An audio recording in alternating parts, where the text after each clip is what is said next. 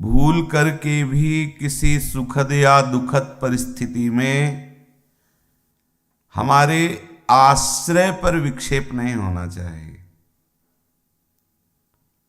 हो सकता है ऐसी परिस्थिति आ जाए कि हमारा चिंतन छूट सकता है, नाम जप छूट सकता है, हमारी सुधि भी मूर्छा में बदल सकती है, लेकिन आश्रय नहीं।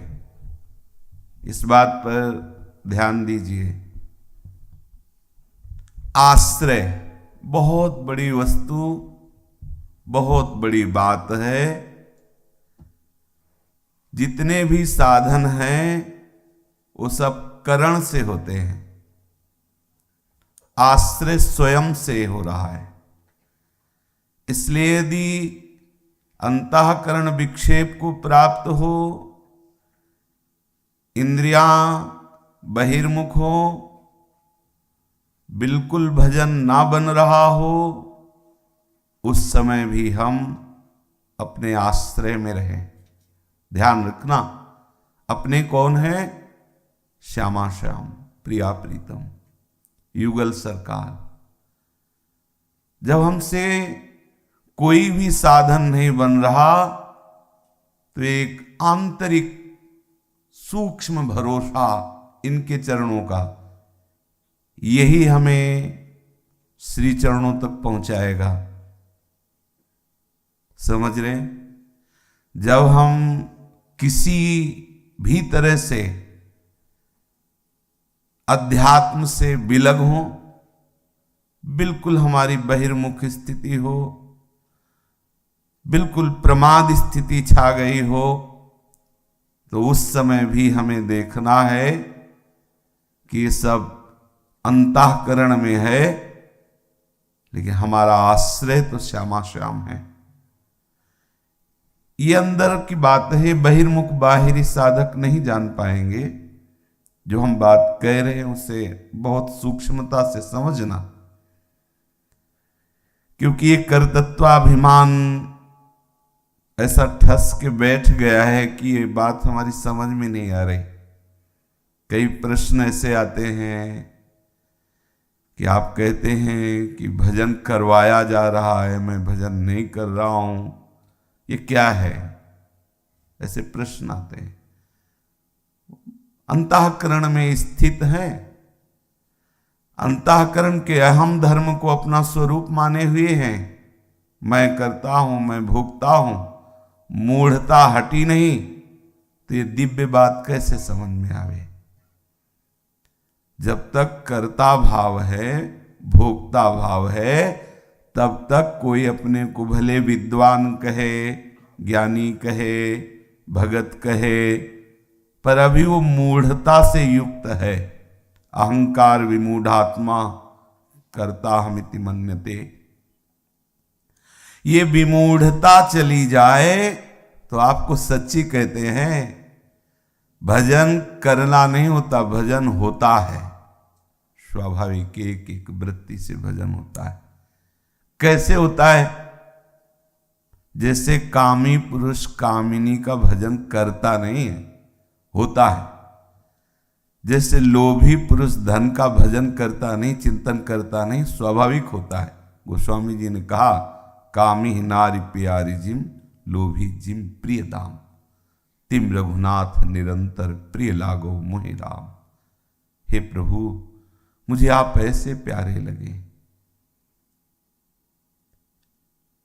ये प्यार की वृत्ति, जिसे हम अनुराग कहते हैं, प्रेम लक्षणा भक्ति कहते हैं, ये कोई नई नहीं है कि कोई नई उपज होगी। ये जो हम देह में, देह संबंधियों में, देह के विषयों में ममता किए हैं, अनुराग किए हैं, मलिन जगह करने के कारण यही राग, मोह, आसक्ति इन नामों से पुकारा गया। और यही समेट कर जब सच्चिदानंद प्रभु के नाम रूप में, तो यही अनुराग कहा जाता है, यही प्रेम कहा जाता है, यही ममता बंधनी हो जाती है। जो ममता जन्म जन्मांतर से हमें निंदनीय विषयों में, निंदनीय माया के चक्र में फंसाए हुए, वही ममता बंधनीय हो जाती है। एक अहमता ममता ये जग में है दुखदाई, ये जब श्री जी की ओर लगे तो होत परम सुखदाई। ये मूढ़ता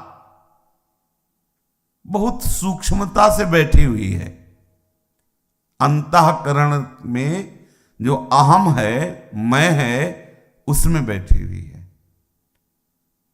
मन बुद्धि चित्त अहंकार है, उस अहम में बैठी हुई है मूढ़ता। ये मूढ़ता तभी जाएगी जब आश्रय आप प्रभु का ले लें। बड़ा बल है आश्रय में, बड़ा चमत्कार है आश्रय में, बड़ी दिव्यता है आश्रय में। ये आपको अगर समझ में आ जाए तो बहुत बड़ी बात हाथ लग गई। इसी की चर्चा सब शास्त्र घुमा करके कहते हैं, क्योंकि शुद्ध भजन आश्रय से होता है। आश्रय विषय का लिए हुए हैं, जगत का लिए हुए हैं, देह का लिए हुए हैं, तो भजन करने की चेष्टा हो रही और प्रभु पराये लगते हैं और भजन एक बोझा सा लगता है। ऐसा लगता है जैसे पहाड़ पे चढ़ने की बात कहे। भजन मतलब एक बहुत कठिन बात, एक बहुत कड़वी बात, ऐसा लगता है। भजन एक बहुत कड़वी बात। विषय वार्ता, विषय चिंतन, विषय भोग क्रिया, बड़ी मीठी बात, बड़ी सहज बात और बहुत आनंद का विषय। ऐसी ये मूढ़ता की चाल देखो। ये उल्टी बात हमारे हृदय में बैठाल दी गई है माया के द्वारा, अज्ञान के द्वारा, अविद्या के द्वारा। ये मूढ़ता हटेगी तो आप देख लेना, भजन करना नहीं होता। स्वाभाविक एक एक वृत्ति से प्रभु के प्रेम रस में डूबे हुए नाम का, अभी नाम जो सूखा सा लगता है, बड़ा रसमय, अमृतमय, प्रेममय, एक एक नाम आपको ऐसे आनंद में निमग्न कर देगा कि बाहर की बात सुनना, देखना, बोलना ये विष जैसा लगेगा। ना काहू सो बोलिबो, ना कोई व्यवहार, अपनी कुंवरी किशोरी को जियत निहार निहार। बड़ी रसमय स्थिति। एक एक नाम आपको आनंद में डुबो देगा। ये जो अभी लगता है ना भजन, भजन की बात सुनते ही लगता है ऐसी कोई कृपा करो जिससे भजन न करना पड़े और विषय भोगते हुए सारी बातें बन जाए। अपने लोगों की जो मांग है वो ऐसी कि ऐसी कोई शास्त्र से युक्ति निकालो या ऐसा कोई आशीर्वाद दो आप कि विषय भोगते रहें और भजन ना करना पड़े और परम पद मिल जाए। ऐसा कोई सहज सरल इसकी विषय में, इससे भी सरल निकाला है महात्माओं ने, इससे भी सरल। भजन नहीं करना पड़ेगा और लोक परलोक की सब दिव्यताएं आपके चरणों में होंगी। बिल्कुल प्रयास रहित आप होंगे। बड़ा आनंद, एकदम सब आश्रय छोड़कर प्रभु के आश्रित हो जाओ, बस कुछ नहीं करना पड़ेगा आपको। समझ में है? दुनिया के बाहर के जितने भोग हैं, रिद्धियां सिद्धियां हैं, दिव्यताएं हैं, वो सब आपके चरणों में होंगी। क्या करना है? जितना करने का राग है वो सब छोड़ दो, क्योंकि तुम करना नहीं चाहते और हम भी यही चाहते कि तुम करना ना चाहो, क्योंकि इसी में फंसे हैं, शुभ अशुभ करने में। थोड़ा शुभ किया, थोड़ा अशुभ किया इसी में, और हम भी चाहते तुम कुछ मत करो।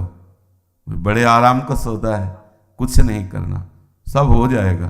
कैसे हो जाएगा? आश्रित हो जाओ प्रभु के।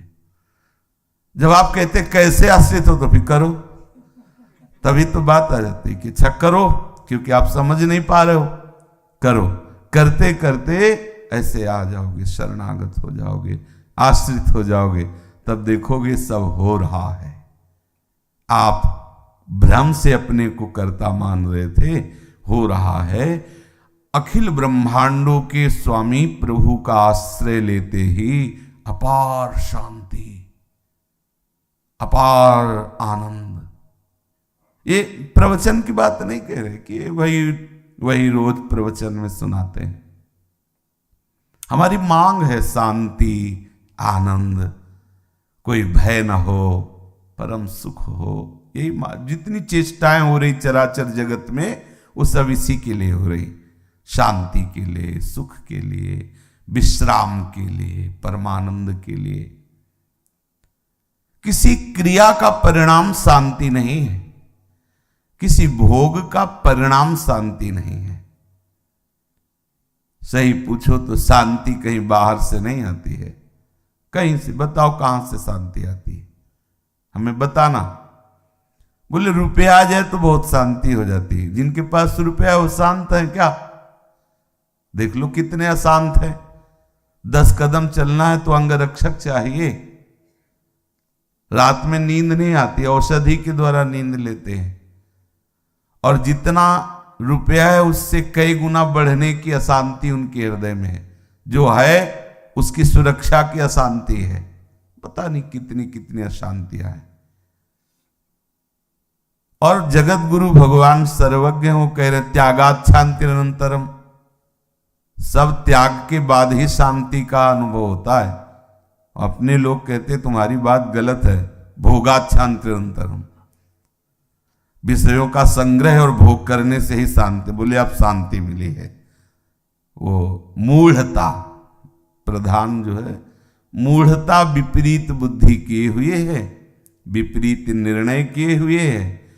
जहां शुद्ध जल भरा हुआ है तो काई ऊपर है जल की, तो हम समझ नहीं पाते कि इससे प्यास बुझेगी, बहुत शीतल जल है।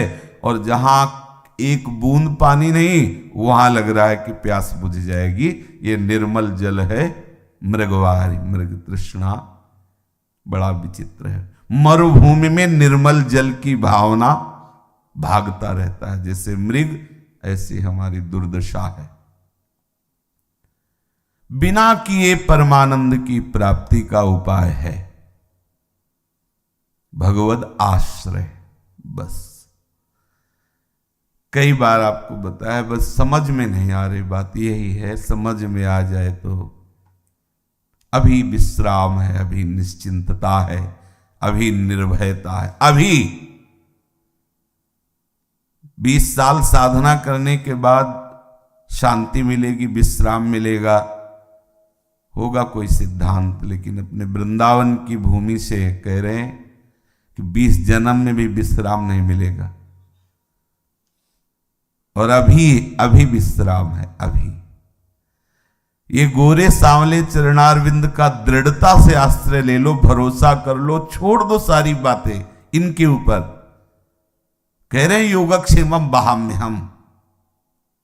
जो अनन्य चिंतन होता है वो क्रिया नहीं है। अनन्य चिंतन क्रिया नहीं है कि आप करो, करके देख लो। जब तक आप हो और करना है तब तक अनन्य चिंतन नहीं। बड़ा सूक्ष्म विषय है। और जब आप हैं और आप उनके हो गए तो उनके सिवा और कोई चिंतन रहेगा ही नहीं। ही हमें न जान पर एक कान है कि प्राण है। थोड़ा पवित्र बुद्धि होगी तब ये बात समझ में आएगी। ये बड़े आनंद का विषय है। इतनी बात समझ जाओ, श्यामा श्याम के श्री चरणों का दृढ़ता पूर्वक आश्रय, अन्य आश्रय नहीं, बिल्कुल अन्य आश्रय नहीं। तुलसी और अंते बने ता बनबे पे धूरी, बैठा लो हृदय में, नहीं बैठती। कैसे बैठे? बहुत प्रकार से देखा, कहीं न कहीं कोई न कोई बल लिए रहता है। अपबल, तपबल और बाहुबल, चौथो बल है दाम। सूर किशोर कृपाते हारे को हरि नाम। ये कोई ना कोई पकड़, कहीं ना कहीं कोई ना कोई आश्रय ले रहता है। आप अन्य आश्रय छोड़ते जाइए तो सबके चेहरे आपके सामने आते जाएंगे, जो कहते हैं कि आपको बहुत प्यार करते हैं, जो कहते हैं कि चिंता मत करो हम हैं। और जब चिंतामणि का आश्रय ले लोगे तो सब चेहरों के जो तुमने आश्रय लिए थे असली स्वरूप आ जाएंगे। क्या असली? सब में प्रभु है, ये बात आ जाएगी। और दूसरी बात, जो आप समझ रहे थे कि हमारे आश्रय दाता है, तब आपको पता चलेगा कहीं कोई आश्रय नहीं, आश्रय तो प्रभु का ही, उन्हीं के बल से सब हो। यहाँ कोई हमें सहयोग देने वाला नहीं। अगर कोई दे रहा है तो मेरे प्रीतम प्रेरित कर रहे हैं, मेरे प्रीतम ही हैं सब रूपों में। ऐसा आपको असली बात समझ में आ जाएगी। बैठ जाना है ऐसे। प्रभु आप बैठते कहां हैं? आप तो उपद्रव कर रहे हैं, उद्दंडता कर रहे हैं, शास्त्र विरुद्ध आचरण कर रहे हो। आप कहते हैं हम भगवद आश्रित हैं। आप देखो, देख लो, शास्त्र विरुद्ध आचरण भगवद आश्रित से नहीं होते। सूर्य उदय होने पर अंधकार नहीं होता। अगर अंधकार है तो सूर्य नहीं, वो सूर्य ही नहीं है। हो सकता है कागज वाले सूर्य को देखा हो, कागज में बना हुआ सूर्य, उससे अंधकार नहीं जाता। रात्रि घनी हो, कागज का सूर्य, कागज में बना हुआ सूर्य ऐसे दिखाओ तो पूरा जगत प्रकाशित हो जाएगा क्या? तो आपको भ्रम हो गया कि आप भगवद आश्रय ले लिए, अभी आप आश्रय नहीं लिए। अगर आप आश्रित हो गए हैं तो हमारी बात हृदय में बैठा लीजिए। आपको लड़ना नहीं पड़ेगा काम क्रोध आदि दोषों से, आप ऊपर उठते चले जाएंगे। बहुत बड़ा बल है भगवद आश्रय।